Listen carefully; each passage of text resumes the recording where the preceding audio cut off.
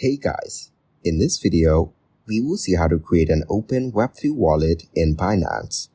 First, log into your Binance account in the Binance app and go to Wallets. Then click Create Wallet and follow the instructions. The Binance Web3 wallet uses multi-party computation, so you don't need to worry about a seed phrase. Instead, it creates 3 key shares that are stored in 3 separate locations. The key shares are protected by your recovery password. Keep it private and safe. Once you activate the web wallet, it will be ready to use for trading, staking, or interacting with dApps. Binance Web3 wallet provides 24/7 customer service, making it an excellent choice for users who need guidance.